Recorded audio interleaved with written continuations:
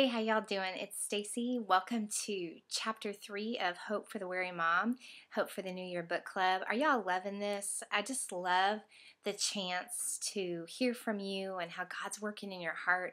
And I know that Brooke and Megan feel the same way. We're so glad you're here. We know there's a lot of places you could land on the internet, but we're just so glad that you're here with us and that you're sharing your hearts with us.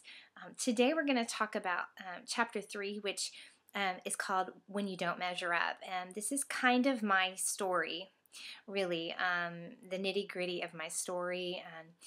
But the question that Megan asked me was, when you hear the voice in your head that tells you don't measure up, does it sound like God? And how does his voice compare to the voice in your head?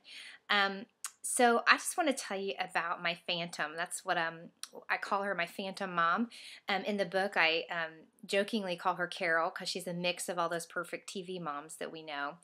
But really, in reality, what really began for me as the goal of the perfect mother, I really began to look around me at all the moms that I knew and pull qualities from each of them that I saw that were great, like the mom who was really organized, or the fun mom who always played with her kids, or the mom that was really fit and got to the gym every day. There's the mom that's a great cook, or the one that's very spiritual that always has devotions with her children. And there's the mom that never, ever yells, ever.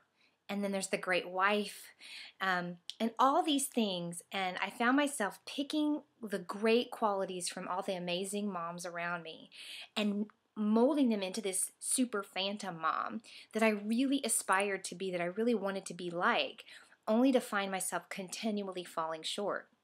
So kind of I'm a visual person, and how I would visualize it was, in the beginning, it was what I was hoping I would be.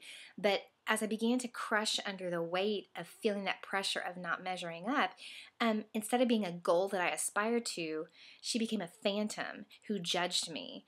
And she would, sit with her hands on her hips, and she would shake her head and roll her eyes at me. And I would be all the time struggling and never feeling like I could ever measure up. So really, at the time, I just wasn't admitting it to myself or to other people. And I would find myself, when people would say, "Hey, how are you doing?" I'd say, "Oh, I'm fine. I'm doing fine. Yeah." Because, I always figure people don't really want to know. But the reality was, I was feeling the full weight of not measuring up to this phantom that I believed that I needed to be. And it was overwhelming. That voice is very different than the hope that Jesus offers. When I began to admit where I was and the place where I was struggling as a mom, hope rushed into my heart. What does Jesus say? What does he sound like? He says, "Come to me."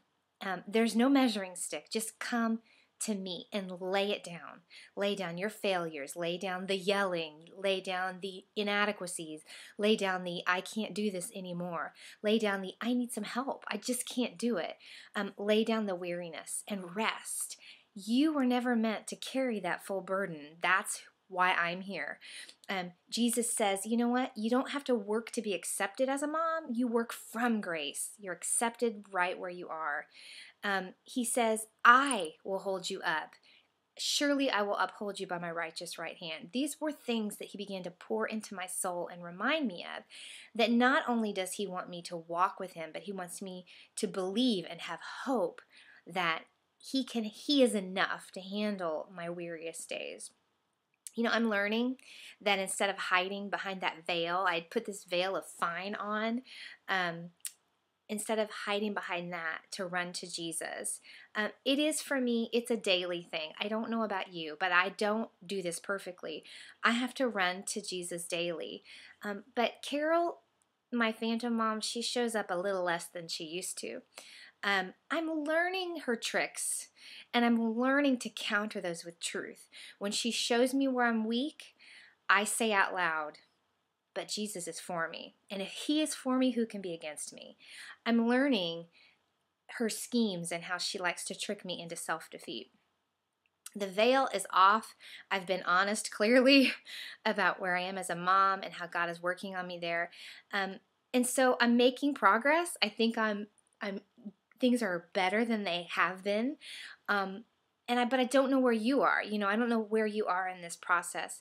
But I want you to know that it is a journey, but there's great freedom in admitting that phantom that you've created or you've seen in another mom who, by the way, isn't perfect either and probably struggles with the same things you do.